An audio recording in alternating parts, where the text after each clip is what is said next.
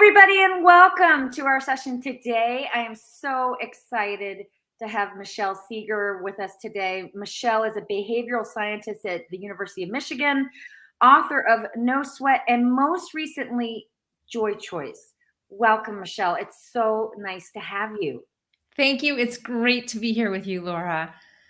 And for those of you who are on our session today, on our LinkedIn Live session, if you would go ahead and enter into the chat where you're coming from. I'm in San Francisco. Michelle, I believe you're in Ann Arbor. That's right. How's the weather? It snowed all day yesterday, so not good. Okay. Well, I won't make you jealous. We were out, we had a beach barbecue on Saturday night. So a little bit different weather here in San Francisco. So again, go ahead and enter in. For those of you who are on the call, tell us where you're coming from. Welcome, everybody. We're so excited to have you join us here today. So wanted to let you all know that there are a couple of things that you have to offer, Michelle. One is that your book, Joy Choice, has not actually officially launched. The official launch date is April 26th. Yes. So congratulations on that. So excited. Actually, I'm seeing Julie Shipley coming in from New Jersey. Thanks for being here, Julie. We've also got Jeff from LBC. What's LBC? And we've got, I'm guessing that the LinkedIn user from Gilroy, that's probably Jessica Grossmeyer. So if that's you, Jess, welcome. So if for those who pre-order the book before April 26th, then they will be invited to an exclusive live 4-session book club with you. And that'll include a special workbook. So, and then in addition, I know that there's a decision trap quiz. We're going to be talking a little bit about what TRAP stands for, that is available to people if they want to take that. And I'm assuming, Michelle, that that's on your website. So you want to talk a moment about each of those? Sure. So for people who order before 11:59 p.m. on April 25th, you're going to be able to participate in a 4-session live book club with me with a special workbook. I've been designing the experience to be thought-provoking and fun. And for people who can't make the live, there will be a recording. And the quiz is a way, if after our session today, you're really curious about where you stand on the 4 parts of TRAP, then there's a quiz where you can take, it's short, you'll get a readout, a personalized readout, and that will give you some information about how to best move forward. So Michelle, I have to tell you that every time I exercise or I move, I think about your overriding message in No Sweat about reframing choices, particularly around physical activity, as a gift as opposed to a chore. And I always remind myself of that. So really quickly before we launch, I know that you're going to become the voice in people's head. I'm guessing if Jess is on the call here, if that is Jess coming from Gilroy, I know Jess and I talk about that a lot, that Jessica talks about how she also has that voice kind of reminding herself that getting to go for that walk or doing that little bit of yoga is a gift as opposed to a chore. So tell us just a little bit about that. Sure. That whole paradigm came out of the first part of my work in this area. And it's basically that people have been socialized over the years to exercise for external reasons, especially focused on trying to get at the perfect weight with the perfect body. Mm-hmm. And you exercise like a crazy person and you hurt yourself and you hate it.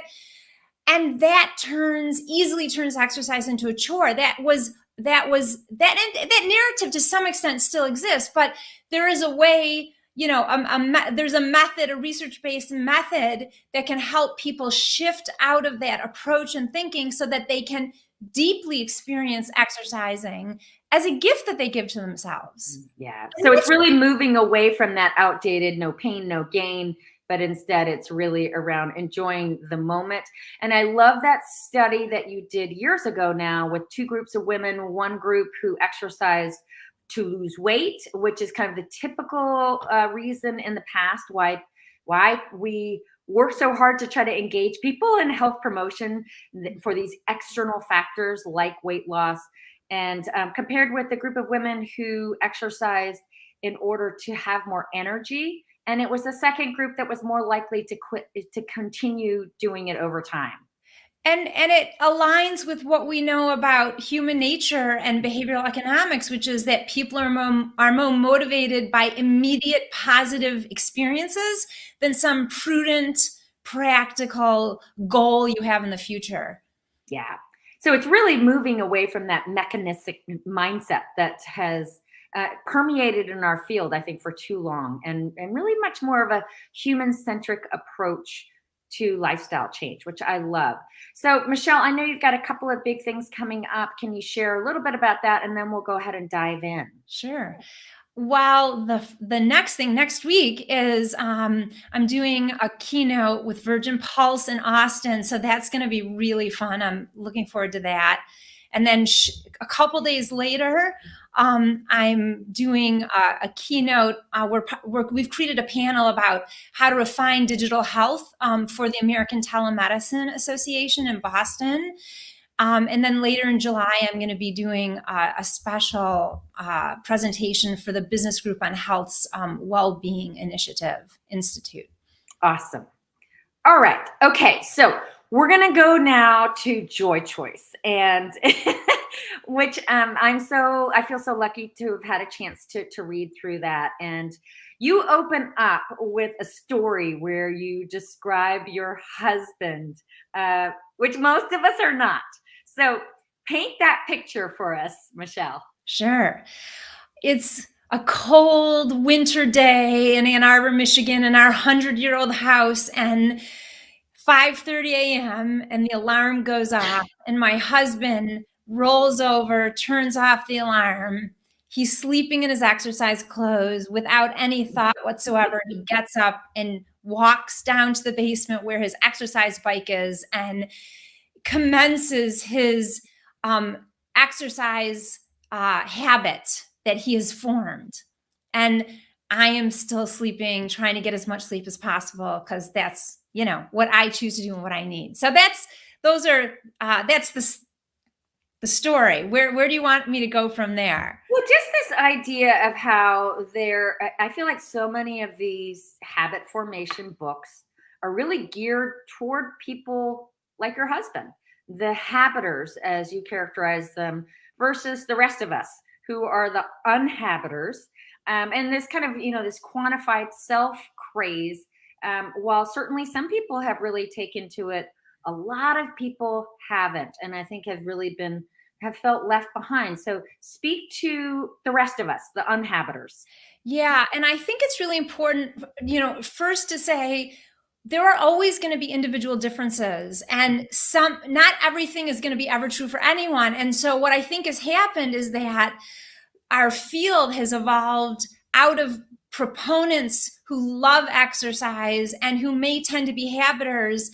And there's all these assumptions underneath being able to to effectively form a habit, to make it an automatic thing. So again, it works for some people, but there's a lot of assumptions. And then for the rest of us who may not have those personality traits, like habit formation tends to be more effective with people who tend to be innately more disciplined and more organized. My husband, not me so much.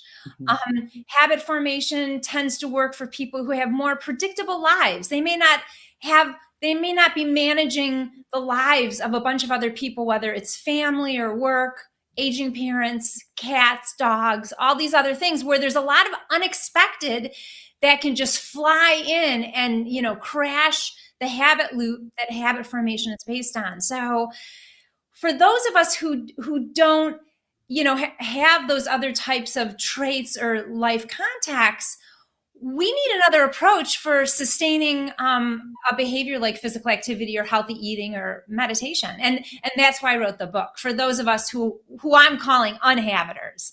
Okay. So like the Charles Duhigg book, The Habit Loop, I think that really brought this idea of the habit loop forward. BJ Fogg has reinforced that with his book, Tiny Habits. Atomic Habits by James Clear is another book that really speaks to this habit loop. Can you just walk us through what that kind of classic model is around the habit loop? Yes. And the habit loop is based on, in general, there might be slight differences in language, but I'm going to use the ones that I've seen used the most. The cue is what gets, for the cue for my husband is the alarm going off.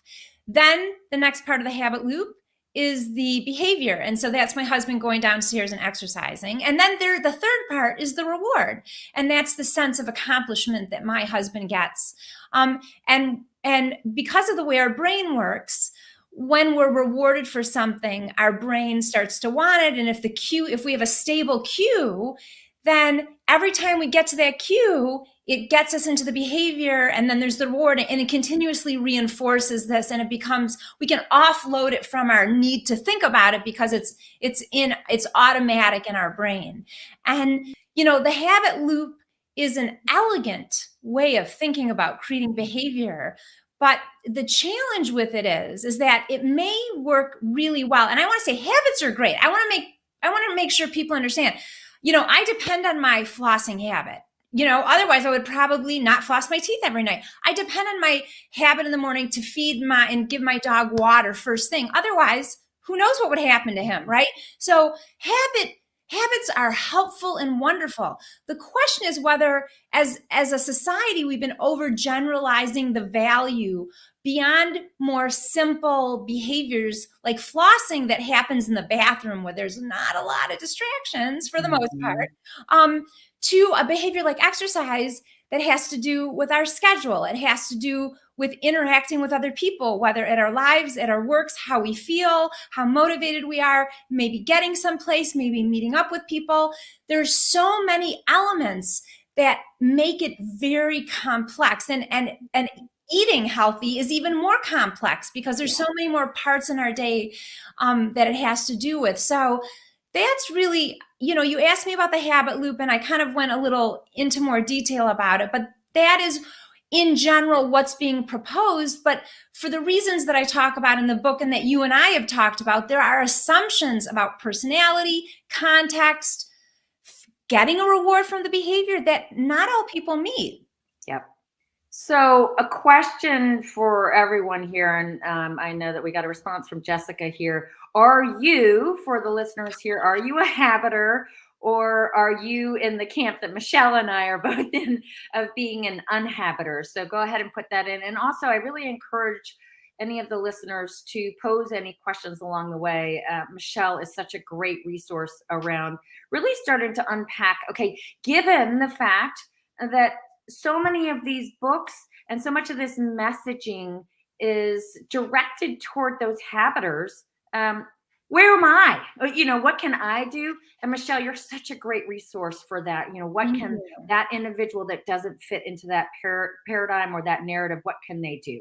All right. So let's kind of start to dive into, the point of your book. What I really took away from Joy Choice was just that a lot of this is kind of where we get led astray, is that a lot of us get held back by perfectionist thinking, kind of this all or nothing. And one thing that I've been reminding myself a lot of lately is the Brene Brown, I am imperfect and I am enough. So talk with us a little bit about how, for those of us who are kind of more of the real people out there, Julie, thank you for your comment. How can we start with this moving away from perfectionist thinking? Well, it's really important for people to think about, is this where they've been coming from? I mean, I have to say that I call it the outdated story of behavior change. What we've learned to date, for the most part, has been focused on achieving bullseyes. And unfortunately, we've been socialized, educated, indoctrinated, whichever word you want to use, that if we can't do it right, it's not worth doing. And even though, at least in the world of physical activity and in healthy eating too, we've learned that those types of threshold messages, you must do this amount or it doesn't count, do not move the needle on population change. And of course, then that doesn't really help anyone. So I just want to say, I was talking about this at this University of Texas lecture I gave last week. And, someone raised his hand, a very distinguished professor, and I appreciate it. I like people who push back. And he's like, Michelle, I just don't really get it. Do we really need to be talking about something is better than nothing? Hasn't that message been out for the last 25 years? And the answer is yes, the message, at least in the physical activity world, has been out, but it is not getting internalized. So it's not a sexy message. So yes, we need to talk about it. And I can say yes 100 times. And that's why I wrote the book, basically, is because we need to make it more interesting and attractive and relevant so people understand what's truly getting in their way so that then they can shift. And we need to give ourselves more grace when it comes to exercise and healthy eating.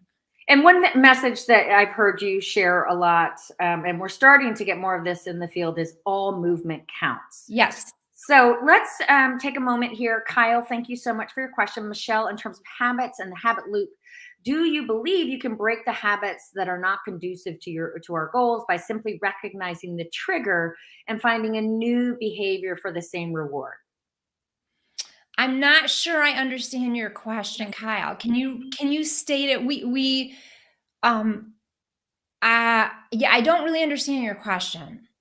Okay, so Kyle, I'm going to give you a chance to reword your question, and we'll come back to that. So let's kind of get back to this perfectionist thinking. Yes. And I know that you have this quiz, this decision trap quiz that really that where so many of us stumble. So what are those four key elements that can block a lot of us, particularly those of us who are unhabiters? Sure. So here's the deal. In order to create sustainable behavior change, we need to consistently decide, not identically decide, but consistently decide now and now and now and now, in ways that underlie sustainable change. And the joy choice is about how do you create those consistent decisions. And the first part of that is recognizing that when we're at a point of choice or a choice point, which is a challenge to our plan, there's an assumption that we do have some kind of plan or intention.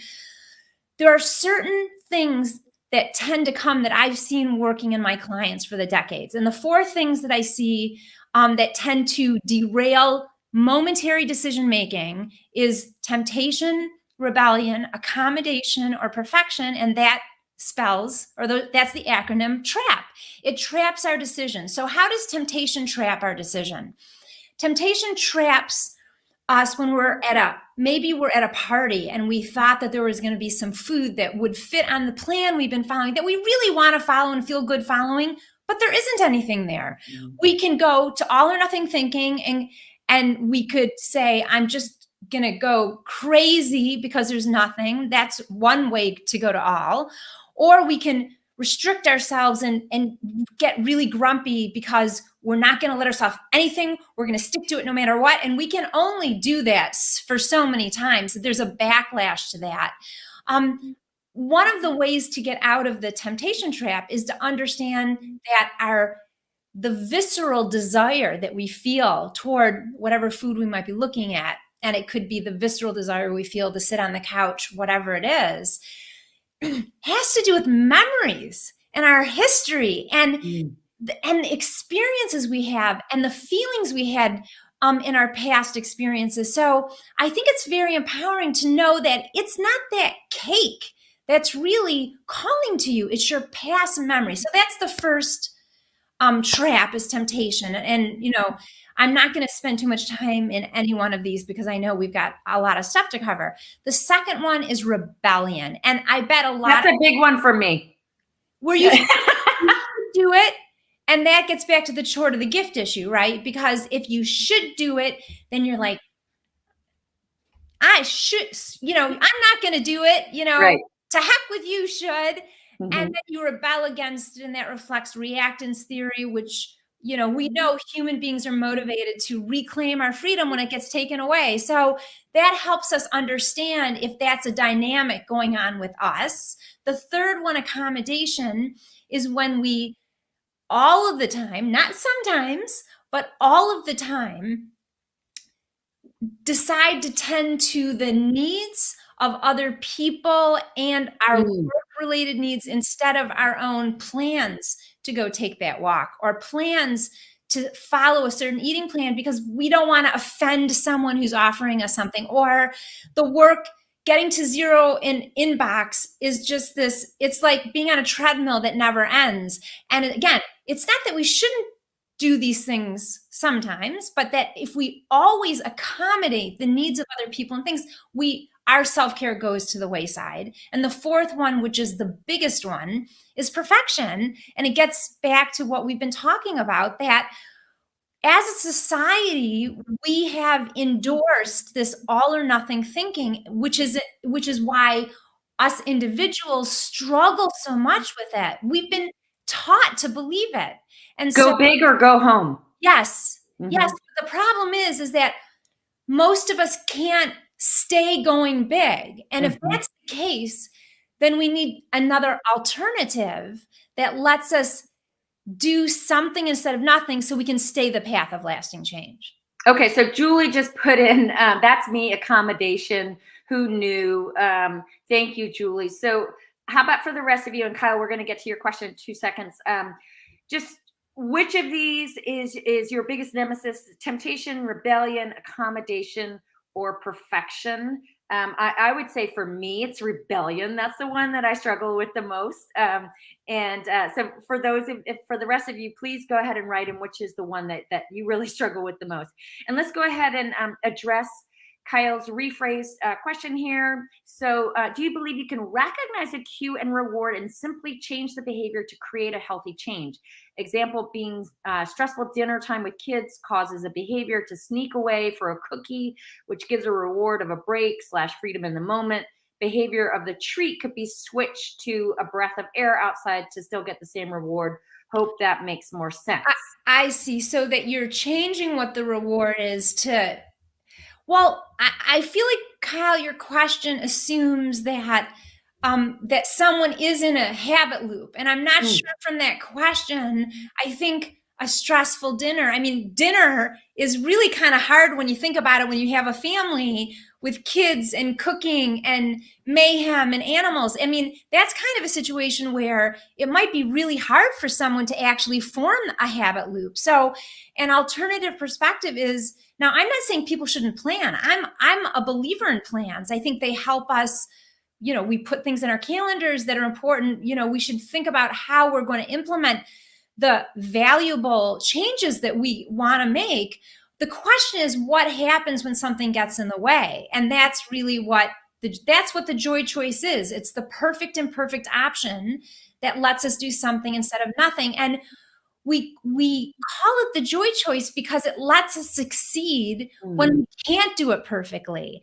And it helps us realize values we hold and our identity.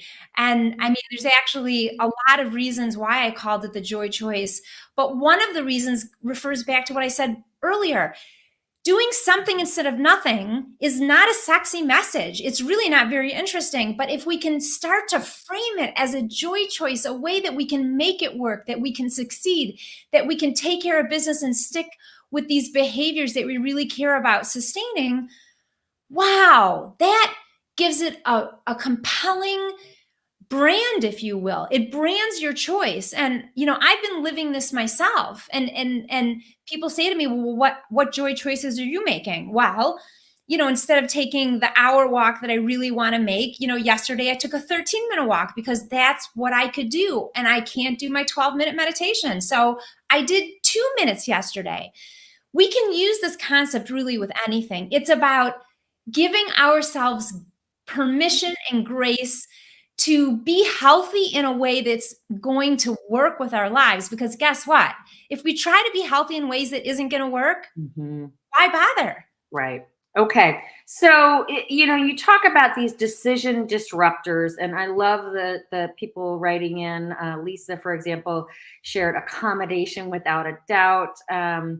And Kyle shared perfection. AJ, temptation, rebellion, accommodation, perfection. Asking the question.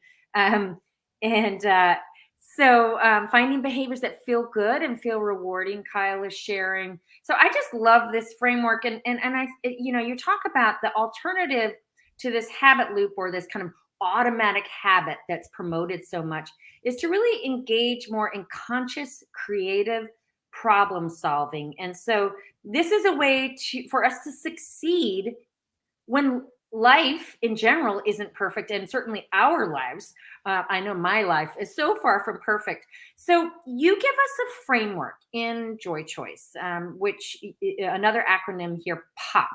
So for those of us who are unhabiters, who are really stumble on these these decision disruptors. So walk us through that.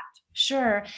So POP aims to help us be able to quickly remember something, to support our working memory as we support our greater executive functions, which is our brain's innate self-management system, which is what we need at these points of choice. And by the way, when we know from research across years, and probably your listeners know, that when we frame something in a certain way, it actually influences how we feel about doing it, how we experience doing it, and whether we keep doing it. So again, that's why it's fun that's why it's important to make it fun, to have fun names that are easy to remember, and that have meanings that are really about our values and sense of self. So let's get to POP.